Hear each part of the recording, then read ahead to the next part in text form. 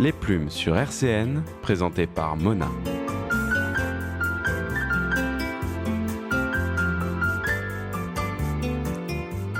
Bonjour à tous. Aujourd'hui, j'ai le plaisir d'accueillir Lucette Simon-Boulanger pour 3 livres à destination des enfants et pour son ouvrage « Délire à lire entre la poire et le fromage », une fantaisie rabelaisienne publiée en auto-édition. Bonjour Lucette, j'espère que vous allez bien. Oui, bonjour Mona, je vais très bien. C'est parfait. Alors, vous étiez professeur de français dans une autre vie. Qu'est-ce qui vous a donné envie d'écrire ? Je ne sais pas, parce que j'ai toujours eu envie d'écrire en fait. J'avais 7 ou 8 ans, je remplissais déjà des cahiers. Donc en fait, l'écriture, c'est venu avant tout le reste. L'envie d'écrire est venue avant tout le reste. Pour quelle raison ? Je n'en sais strictement rien. Mais c'est presque vital pour moi, en fait. Il faut que j'ai écrit quelque chose dans la journée pour être bien dans le cours de cette journée. Ah oui, c'est drôle ça. Ah, c'est à ce point-là. Ah oui. C'est à ce point-là. Que Donc, ce soit mauvais ou bon, mais d'avoir écrit, d'avoir créé quelque chose avec des mots, c'est très important pour moi. Mais vous n'avez publié qu'une fois que vous aviez cessé d'exercer ? Alors, j'ai été professeur, donc effectivement, et j'ai écrit tout du long de ma vie, mais sans jamais pouvoir aller au bout de ce que je faisais, à cause de la situation familiale, les enfants. Mon métier de professeur de lettres était extrêmement prenant. Oui. Et un jour, j'ai pris ma retraite avant l'heure pour pouvoir finaliser tout ce qui était en route, quoi. Donc vous êtes Et que heureuse, je n'avais là. jamais pu achever. Vous êtes heureuse donc. Ah bah oui. Oui, parce que bon, c'est peut-être un peu drôle à dire, mais je me disais, si un jour je me retrouve sur mon lit de mort en me disant, jamais tu n'as fini ton livre ou tes livres que tu voulais écrire, tu t'en voudras. Ah oui. Et bon, donc j'ai arrêté. Pour pouvoir, j'avais la possibilité de le faire aussi, Oui, c'est sûr. bien entendu. Alors vous écrivez des romans et des livres pour enfants. C'est un type d'écriture complètement différent, l'un ou l'autre. Oui, certainement, mais ça ne me pose aucun problème en fait. Quand j'ai une idée pour les enfants, de livres ou de romans ou de contes pour les enfants, je suis à plein dedans et je suis en contact avec les enfants, si l'on peut dire, sans aucun problème. Et mon écriture s'y adapte assez naturellement. Mhm. Je ne vais pas, évidemment, faire la même chose qu'avec les adultes, mais c'est conscient et inconscient, je crois. Hein, peut-être que ça s'explique par le fait que j'adore les enfants. J'ai des enfants, j'ai des petits-enfants avec lesquels je passe le plus de temps possible que je peux. Et j'aime jouer avec eux. D'ailleurs, ils me le rendent bien parce que je crois qu'ils m'aiment bien. Et je joue beaucoup. Là, ce matin, j'ai joué, j'ai été monitrice de cheval, j'ai été plein de choses ce matin. Et ça, je suis dans leur univers. Donc, constamment, avec mes enfants, avec mes petits-enfants, avec mes élèves. Pour les plus jeunes d'entre eux, évidemment, mais après, j'avais des grands, mais j'ai toujours été dans leur imaginaire. Mhm. Peut-être que je ne l'ai jamais quitté non plus, hein. Mais voilà. Donc, ça ne pose pas de problème d'écrire pour eux parce que je pense à eux. Je suis avec eux. Je vis avec eux. D'accord. Voilà. Alors comment un jour naît l'idée d'un livre pour enfants ou d'un roman ? Là, je suis quand même une adulte. Oui. Donc finalement, j'ai des réactions d'adultes, j'ai des indignations d'adultes, j'ai des pensées d'adultes, j'ai des avis d'adultes. Donc à ce moment-là, évidemment, je pars ailleurs autrement. Oui. Voilà. C'est tout ce que je peux dire, mais ça ne me pose pas de problème. Eh ben, c'est parfait. Et quelquefois même, je mène de front un livre pour les adultes et un livre pour les enfants. C'est ce qui s'est passé d'ailleurs pour ceux que vous allez présenter aujourd'hui. Ah d'accord. Oui. Donc, je peux faire le matin ou l'après-midi, ou bien un jour sur 2, ou un jour sur 3, enfin, peu importe. Et je passe de l'un à l'autre sans problème. Oui, vous ne nous emmênez pas, Non. vos personnages. J'espère. Non, C'est au à la lecteur de le lecture, dire non, après. oui. Mais sinon, non, moi, je n'ai pas l'impression de... Ça ne me coûte pas, quoi. Je me dis, voilà. Mhm. Alors, vous avez publié de nombreux livres, dont plusieurs pour les enfants. Alors, vous avez dans votre besace, entre autres, Guizouille la Ponette Verte, Princesse Brunette et L'Homme du Puits. Oui. Ces ouvrages s'adressent à quel public ? Quel âge ? Quel âge ? Ça dépend des... On va dire que pour les plus jeunes, c'est plutôt La Princesse Brunette, évidemment. Oui. Après, un degré au-dessus, donc on va dire 7, 8, 10 ans, le Guizouille. Et L'Homme du Puits, il peut s'interpréter de manière différente, hein, donc je pense que ça peut couvrir le primaire. Hein. Enfin, Oui, mais, je oui. pense que... mais plutôt les grands en primaire. Plutôt quand les même. grands, Ah, voilà. c'est ça. Les plus grands. Vous voulez bien nous parler de Guizouille ? Oui. Alors, Guizouille, c'est une petite ponette qui appartient sous forme de jouet à ma petite fille Manon, Mm. avec laquelle on a beaucoup, beaucoup joué. On continue d'ailleurs d'y jouer. Et elle est verte. C'est un jouet qui est vert. Et donc, j'ai eu l'idée d'inventer une aventure de Guizouille, donc tout à fait indépendante des jeux qu'on peut avoir ensemble, et d'y mettre Manon, c'est le nom de ma petite fille, comme héroïne. Mhm. Voilà. Donc, Guizouille, je ne sais pas qui a choisi le nom. Si c'est elle, si c'est moi, si c'est nous deux ensemble. Toujours est-il qu'il était assez comique et que la ponette est assez drôle aussi elle-même en objet, en jouet. Donc c'est parti de cette histoire-là, de ces aventures que nous faisions et que nous faisons toujours avec Manon. Oui. Alors, il faut dire que Guizouille était un petit peu potelée. Oui, oui, oui. C'est dommage, j'aurais dû l'amener, vous la l'auriez connais. constaté. Oui, oui, mais je la connais. Ah, vous la connaissez. Oui.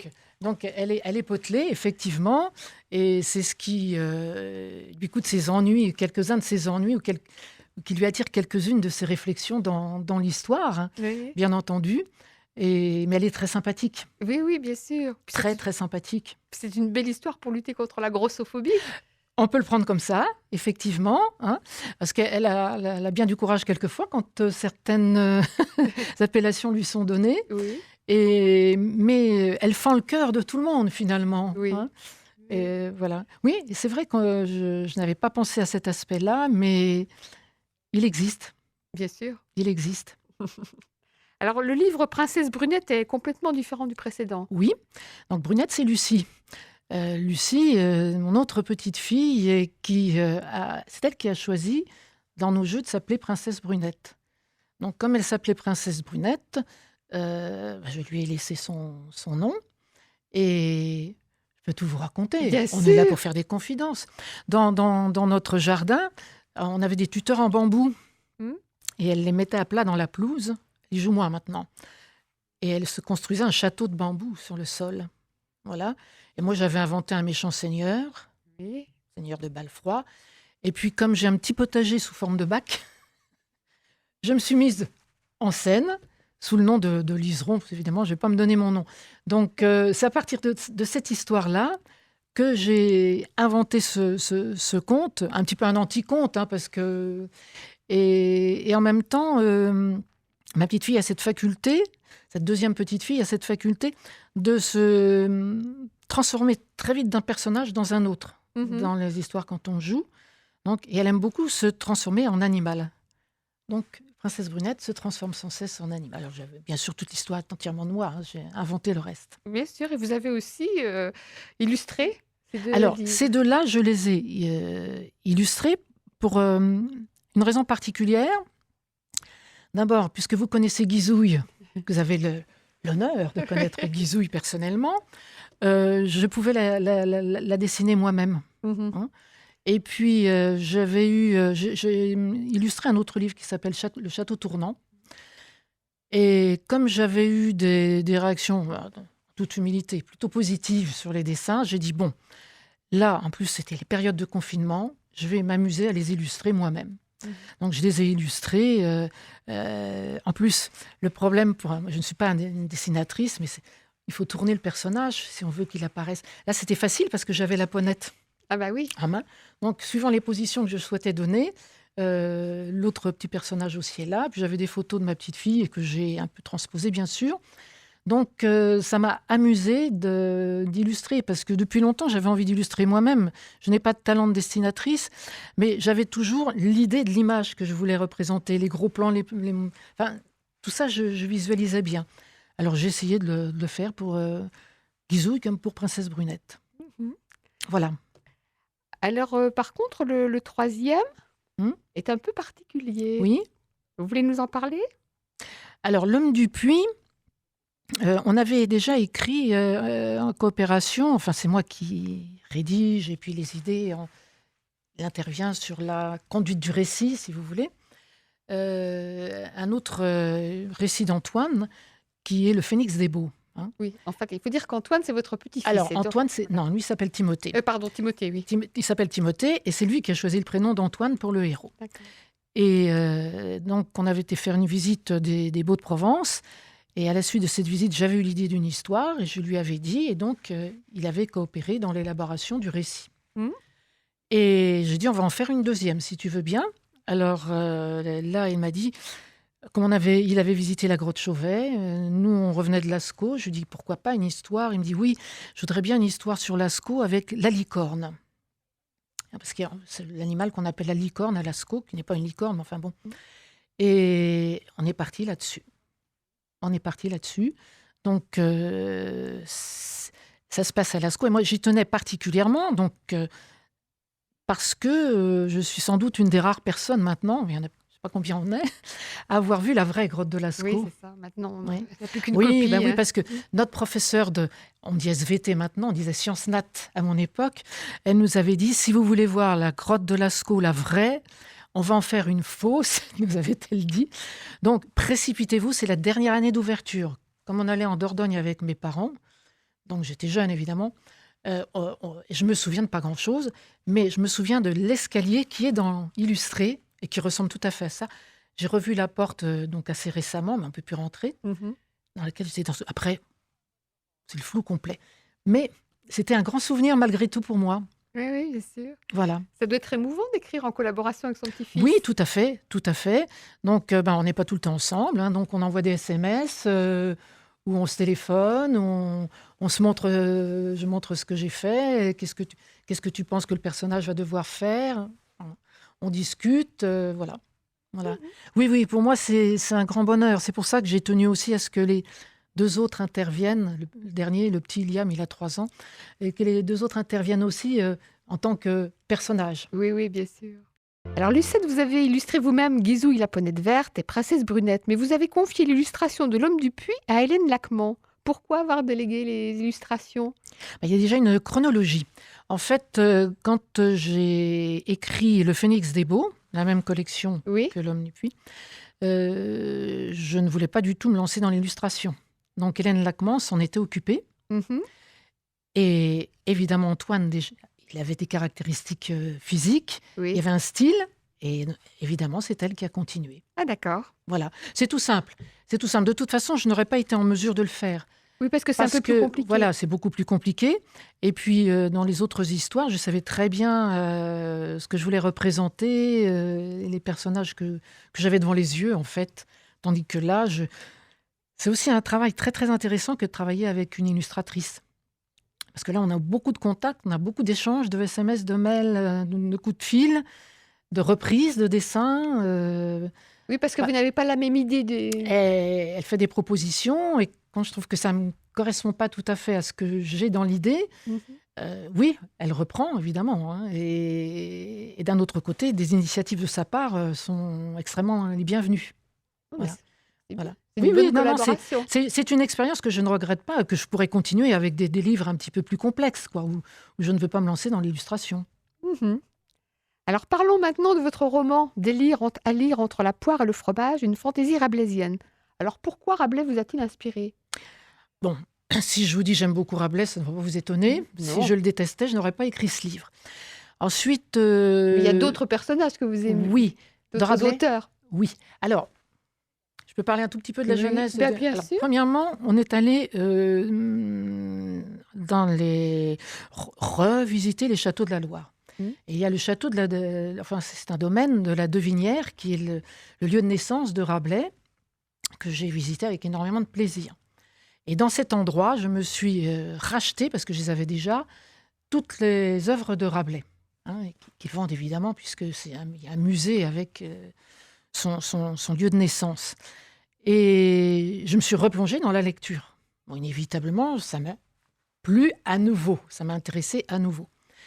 Et je cherchais pour écrire un roman des noms de personnages. Évidemment, si je vous dis Gargantua, Pantagruel, Panurge, etc., tout le monde connaît. Et je voulais un couple. Un couple qui n'existait pas plus de Rabelais que... Et quand j'ai vu Jacob Rodogine, avec la petite... C'est un tout petit personnage dans Rabelais, de rien du tout, je veux dire. Le nom m'a plu, le personnage, puisque je donne la description, la citation, m'a plu.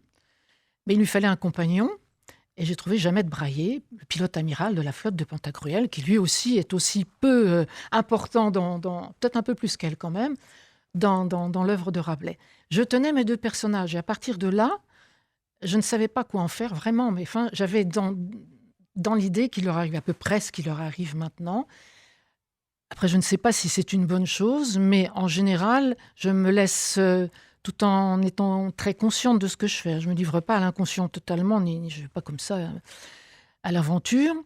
Mais les personnages et l'histoire est née d'elle-même. D'ailleurs, il peut y avoir une première version du début qui est éliminée, et tout de suite l'idée vient après.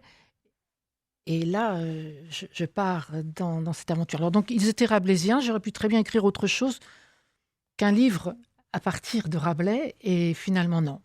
Mhm. J'ai gardé Rabelais avec moi. Il s'en passe de drôles d'ailleurs dans votre Oui, roman. oui. Bah, ces deux personnages sont issus du quart-livre. Et le quart-livre commence l'Odyssée de Pantagruel et de Panurge, qui cherchent une femme. Et donc, c'est aussi une sorte d'odyssée, d'aventure presque initiatique que vit le héros principal, Snark. Et cette aventure, elle est à plusieurs niveaux finalement. Oui. Parce qu'il y a plusieurs points de vue, plusieurs points de vue de personnages.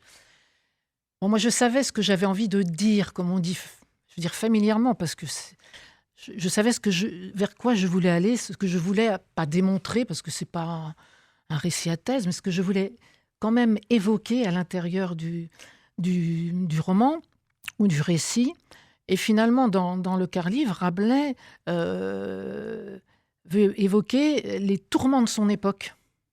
C'est un petit peu ça aussi que j'ai voulu faire. Oui. Voilà, c'est proportion gardée, mais c'est ce que j'ai voulu faire, évoquer aussi certains tourments de notre époque. Enfin, c'est quand même un petit peu particulier. Là, vos personnages littéraires s'évadent des livres.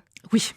Alors, je crois que je ne suis pas la seule à faire s'évader des personnages littéraires du livre, mais enfin, j'avais aussi l'envie de parler de l'immigration et de nos réactions plus ou moins sympathiques.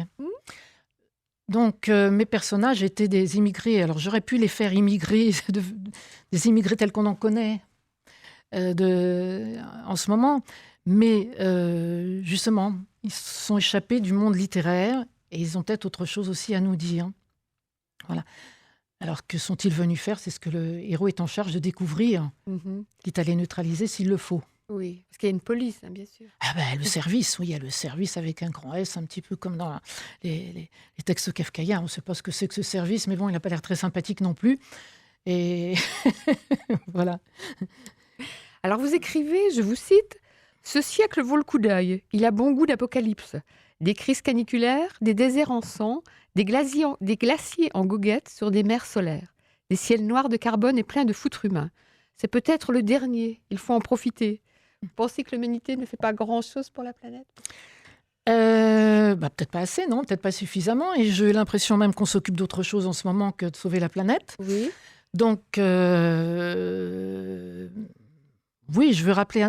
J'ai lu un certain nombre de livres d'auteurs écologistes. Il y en a un que j'admire particulièrement, que vous connaissez peut-être, c'est Baptiste Morisot. Et ils sont assez nombreux à dire qu'il manque une... C'est pas du tout ce que j'ai fait là, mais qu'il manque une littérature, je sais pas comment l'appeler, écologique. C'est peut-être un peu un terme qui ne convient pas.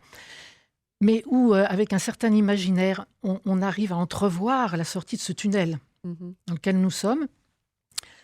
Ça, j'appelle ça un petit peu nerveux. Et ces personnages-là aussi, ils disent attention, n'utilisez pas que la raison. Essayez aussi d'utiliser votre imagination, votre intuition, votre imaginaire. Utilisez tout ce que vous êtes en tant qu'homme pour aller dans le bon sens. Vous faites partie du vivant, vous êtes le vivant comme le reste. Sauvez le vivant. Ah oui, c'est sûr. Voilà. C'est un petit peu ça. Oui. C'est important pour vous de sensibiliser les enfants à l'écologie parce que L'Homme du Puits, c'est aussi une fable un peu écologique.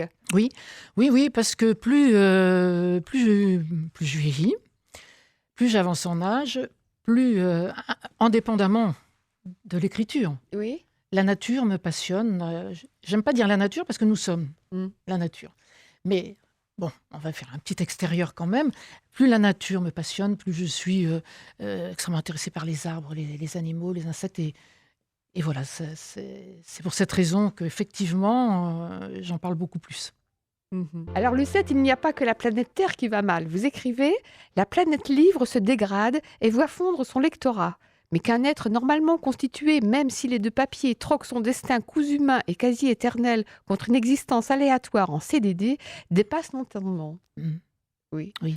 Alors vous Oui, pensez j'ai écrit vraiment... ça. Je ne peux pas dire le contraire. Ah bah oui. Là, alors vous pensez vraiment que les lecteurs sont de moins en moins nombreux? Les statistiques le prouvent, hein. Donc, je ne sais pas, j'ai peut-être pas lu les bonnes statistiques, mais et puis moi, en tant que prof de lettres, je voyais bien l'intérêt décroissant des jeunes, des collégiens, et mais des autres pour la lecture.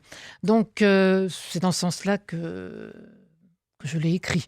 Maintenant, le personnage qui le dit n'est pas forcément fiable non plus. Oui. Ce n'est pas forcément moi qui écris, qui tient ces propos. Oui. Hein. Mais je connais ces statistiques. Alors je dis, pourtant, il n'y a jamais eu autant de parutions de livres. Oui, il faut parution quand de même livres, mes lecteurs, je ne sais pas. C'est-à-dire que tout le monde peut arriver à écrire maintenant, mais tout le monde devrait pouvoir lire aussi.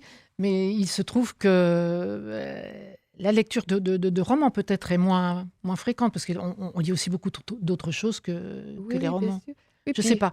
Bon, peut-être que vous avez de meilleures statistiques que moi. Moi, j'en suis ravie à ce moment-là. Hein. Non, je ne sais pas. Non, j'avais les mêmes statistiques que vous, mais je me disais, quand moi je rentre du livre, par exemple, à Nancy, quand on voit tout ce nombre de livres qui changent sans arrêt, oui, en mais fait. Sont-ils lus? J'en sais rien. Ils doivent quand même Par combien de personnes? Je n'en sais rien. Donc, non, je ne vais pas enfoncer des portes ouvertes, mais enfin, bon, il y a les écrans, je vois bien même mes petits-enfants. Ils lisent beaucoup, mais en même temps, ils sont beaucoup sur leurs écrans. On a la chance d'avoir des petits-enfants qui lisent beaucoup. Mais ils ne sont pas tous comme ça. Hein. Moi, c'était la croix et la bannière pour faire lire certains élèves. Hein. Donc, je ne sais pas. Bon, la vérité, elle est... on va laisser ça à mon personnage. Voilà, un petit peu entre les deux. Voilà. On va laisser ce propos. Non, tandis que moi, je me disais, peut-être que les gens sont moins, ils prêtent plus facilement les livres. Avant, les livres restaient dans la bibliothèque, alors que maintenant, ils ont quand même tendance à circuler plus facilement. C'est ça, c'est vrai. Ouais. C'est ça. Vous n'êtes pas tendre avec le monde aujourd'hui, notamment avec les réseaux sociaux où tout le monde se croit autorisé à donner son avis, souvent malveillant. Hein. Oui, j'en suis convaincue. Ça. Alors là, je prends entièrement en charge.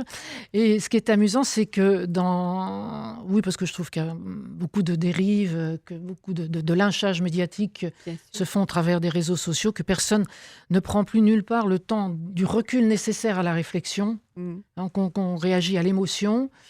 Bon, c'est bien que je viens de lire un livre où il paraît que le cerveau humain est fait de telle sorte, en fait, contrairement à ce qu'on croit, 80% des cas, même pour une élection présidentielle, c'est notre cerveau limbique et reptilien qui va voter.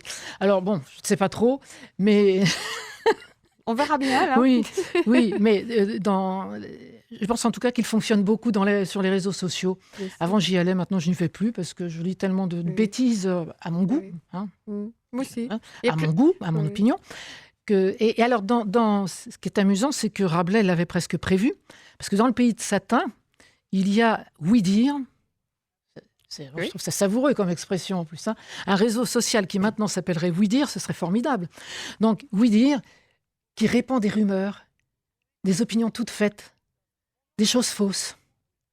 Oui, alors là, c'est un régal pour moi quand j'ai lu ça, évidemment. Donc, j'ai fait le réseau oui-dire par lequel les personnages sont mis au courant d'un certain nombre de choses. Oui. Alors, cependant, votre livre, bien que satirique, est néanmoins très, très humoristique. Vous maniez le langage rabelaisien avec jubilation. Oui. Alors, dans Rabelais, c'est connu. Il y a la grossièreté, voire l'obscénité par moment. Il y a des énumérations qui font des pages et des pages et des pages. J'en ai fait une, et encore qui n'est pas aussi longue que celle de Rabelais. Parce que moi-même, je les saute. Celle de Rabelais, il faut avoir 20 pages dessus. Donc, au bout d'un moment, on se lasse. Et lui-même pensait son livre aussi comme une réflexion sur la langue. Donc, ça allait dans le sens où j'aime bien utiliser ces fausses langues, ces langues de bois, ces expressions toutes faites que nous avons, ces réactions comportementales stéréotypées que nous avons face à des problèmes.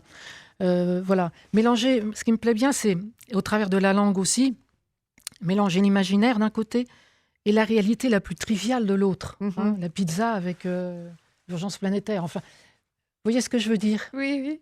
Voilà. Donc ça me plaît bien. Et dans la langue aussi, jouer avec les mots, ça m'a toujours intéressé, ça m'a toujours plu. Et c'est ce qui me fascine dans les possibilités de notre langue, quoi. Oui, oui. On sent que c'est jubilatoire chez vous. C'est jubilatoire, oui. C'est vrai. C'est jubilatoire, oui. Je ne veux pas dire que je suis contente de moi, on n'est jamais content de soi, mais j'ai du plaisir à le faire. Voilà, en tout c'est cas. ça. C'était dans J'ai ce beaucoup de sens-là, plaisir oui. à le faire, à m'amuser à faire ça, à reprendre les expressions que j'entends tout le temps qui ne veulent plus rien dire, quoi. Mm. Ça. Je sais pas, il y a un livre là que je suis en train de lire qui s'appelle L'anti-bullshit. Oui. Vous connaissez, Non, pas du tout. Alors, j'ai bien retenu le titre, j'ai pas retenu le nom de l'auteur, je suis désolée. C'est une linguiste, c'est extrêmement intéressant. Un bullshit, je suis désolée de le dire, c'est la merde de taureau. La D'accord. traduction, c'est ça. Et c'est la langue, les bullshitters, ce ne sont pas les menteurs. C'est pire que les menteurs. Il n'y a plus de distinction entre la vérité et le mensonge. D'accord. Et donc, certaines de nos expressions vont dans cette espèce de... On appelle ça la post-vérité, je crois. Dans ce sens-là, ça m'amuse de le dénoncer aussi. Mhm. Alors, ce qu'il y a de bien dans votre livre, c'est que ça m'a donné envie de lire Rabelais. De Alors, relire. C'est très gentil. C'est peut-être pas un bon livre, je n'en sais rien, mais en tout cas, pour moi, un livre, au moins qui a un intérêt, on va dire la chose comme ça, un livre qui a un intérêt, c'est un livre qui donne envie de lire d'autres livres Oui. dont il parle. Donc, je le prends bien. Je le prends très, très bien. Alors, Lucette, votre tout premier livre s'intitule Salle des profs. Parlez-nous de ce roman. Je l'ai écrit pour tourner la page de l'éducation nationale de ma vie. Donc, il fallait que je me débarrasse de certaines choses avant peut-être d'entreprendre autre chose. Mhm. Donc, évidemment, c'est un milieu que j'ai bien connu Bah oui, j'imagine. et sur lequel j'avais un certain nombre de choses à dire. Mais comme je le dis souvent, ce livre n'est pas un pamphlet. Non. C'est gentil. Oui, j'aurais pu être plus méchante. Oui, c'est vrai. J'aurais pu dire plus de choses. Mais là aussi, j'aime bien avoir... L'humour, c'est une prise de distance. J'aime bien cette prise de distance-là. Puis, voilà, sans être méchant non plus pour ceux que j'ai connus, qui ont toujours été sympathiques dans l'ensemble. Mhm. Particulièrement les élèves. Oui. Les élèves les plus sympathiques et les professeurs aussi. Mais bon, j'ai particulière affection pour les élèves. Alors, dans ce roman, contrairement à la fantaisie rabelaisienne où c'était les personnages qui s'évadaient, là, ce sont les copies qui s'évadent. Oui, c'est vrai, vous avez fait un petit lien, là. Il y a des choses qui s'évadent Oui. dans mes romans.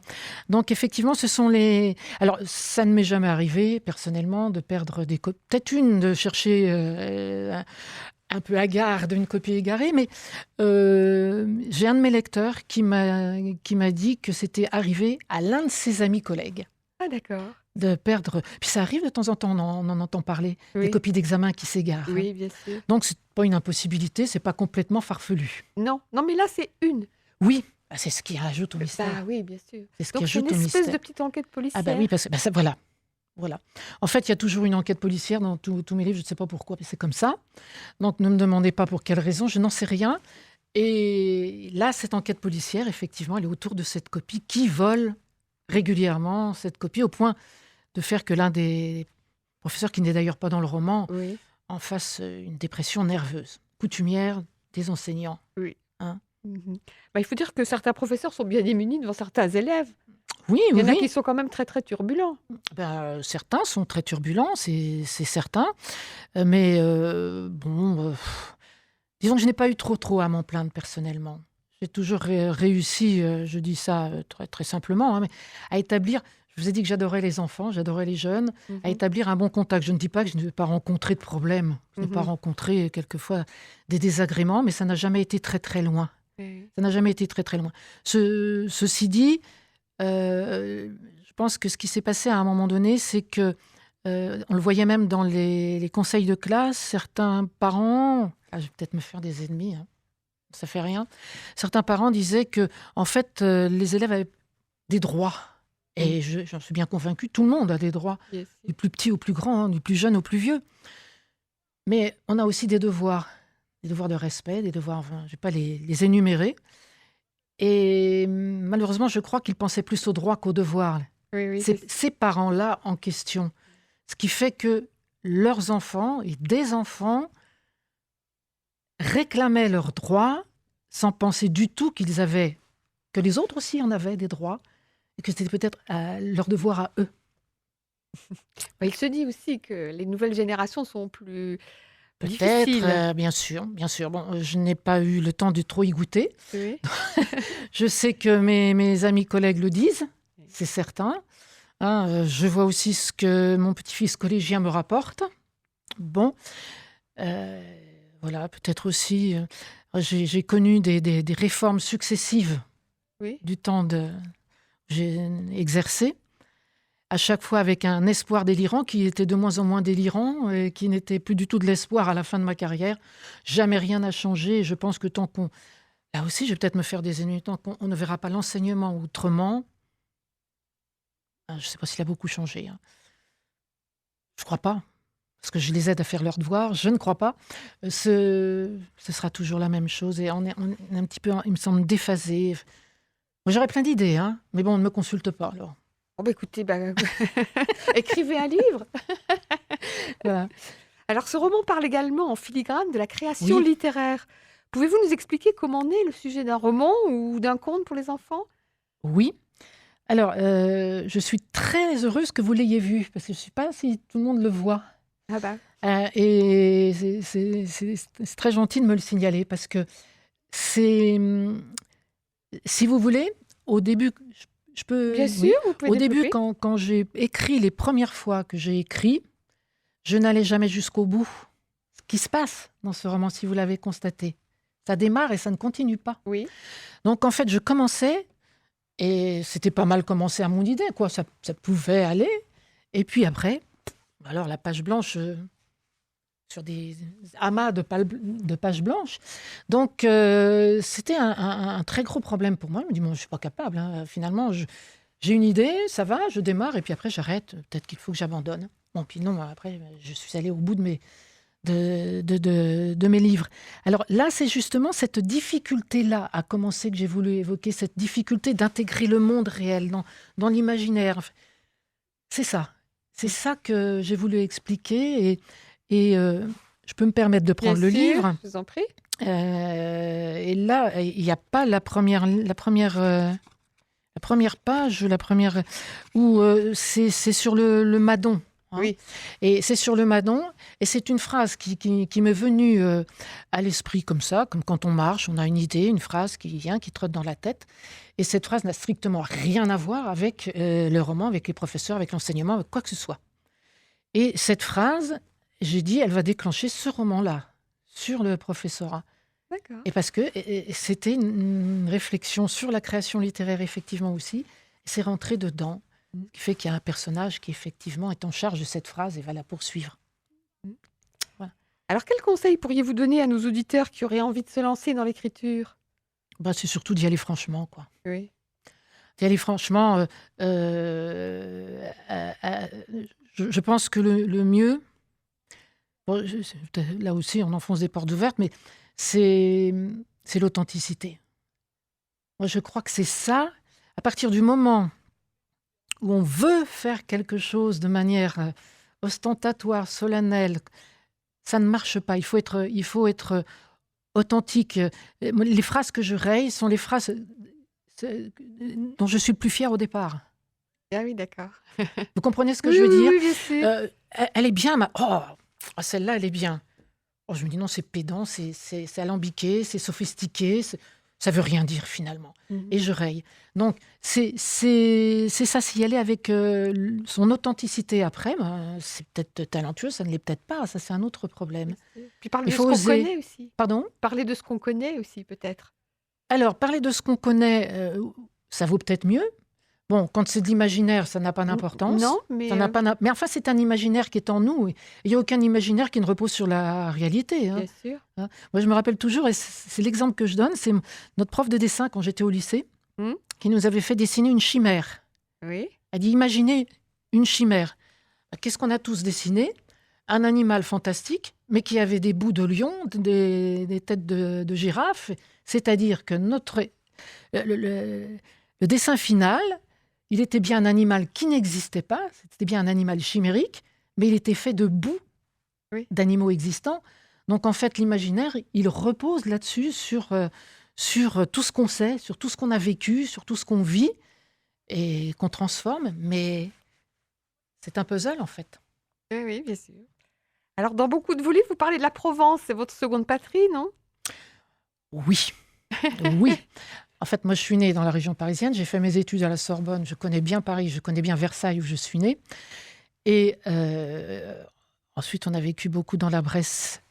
Et là, maintenant, on est depuis très longtemps en Lorraine. Mhm. Donc, j'apprécie beaucoup la Lorraine. Et la Provence, on a eu un coup de foudre il y a déjà un certain nombre d'années. Et on y vit temporairement, beaucoup moins qu'ici, mais on y vit depuis peut-être une quinzaine d'années. Mhm. Donc là, d'ailleurs, on en est revenu hier et on va repartir dimanche. Donc, enfin, pas dimanche, lundi. Mhm. Et oui, et il y a beaucoup de liens entre la Provence et la Lorraine sur le plan historique. Comme j'aime bien faire des liaisons, il y a beaucoup de liens dans tous les domaines à faire entre la Provence et la Lorraine. Et d'ailleurs, j'avais écrit un petit livre, Le Château Tournant, où le héros va d'un endroit à un autre. Et c'est une épopée initiatique qui se passe au Moyen-Âge. Et oui, la Provence est ma seconde patrie. Mais je rajoute quand même une chose. Bien sûr. Je me sens habitante de la planète avant tout. Ah, c'est beau. Ah ben, je tiens à le dire, surtout Oui. en ce moment. Oui. Et je tiens à le dire, je ne suis pas bloquée sur des régions, sur des endroits, sur des pays. Je me sens du monde entier. Voilà, même si j'ai plaisir à aller dans un certain endroit ou dans un autre. Oui. Alors, quels sont vos projets d'écriture? Qu'est-ce que Vos projets d'écriture? Qu'est-ce que j'ai comme projet? Là, je suis en train d'écrire un livre, mais enfin, bon, il est en route pour l'instant. C'est à l'état on va dire, de brouillon. Donc, ce sera un récit pour adultes Mhm. que je vais poursuivre. Et puis, je pense que je vais continuer à écrire des livres pour enfants également. Mhm. Donc, dans l'esprit, peut-être que je vais faire un autre Guizouille. Pourquoi pas une autre aventure de Guizouille, étant donné qu'elle est assez bien reçue. Et puis, on verra aussi d'autres... bon, et puis, je dois dire que... Bon, je pense que tout le monde est comme ça. Pour l'instant, l'actualité me prend un petit peu l'esprit. Oui. Donc, je continue ce que j'ai en route et j'ai un peu de mal à projeter les autres choses en attendant de voir les événements évoluer. D'accord. Alors, vous avez un compte, un blog. Oui. Alors, vous voulez bien donner les références à nos oui, auditeurs? je ne sais pas par cœur, mais ça doit s'appeler lulubelle.com ou quelque chose comme ça. C'est ça. C'est ça. Lulubelle, oui. Lulubelle. Alors, Lulubelle, ce n'est pas que je me considère comme, comme belle, c'est tout simplement parce que c'est ma belle-fille, que j'adore en passant, qui l'a fait avec moi. Ah, Je d'accord. n'étais pas spécialiste au début quand on l'avait fait. Et donc, elle m'appelle comme ça. Alors, elle lui a donné le nom. Donc, lulubelle.com. Lulubelle. Pourquoi pas, hein? Bah oui, bien sûr. Alors, merci à Lucette Simon-Boulanger d'être venue nous parler de 3 livres pour les enfants et pour son ouvrage Délire à lire entre la poire et le fromage, une fantaisie rabelaisienne, ainsi que de Salle des profs, qui sont tous publiés en auto-édition.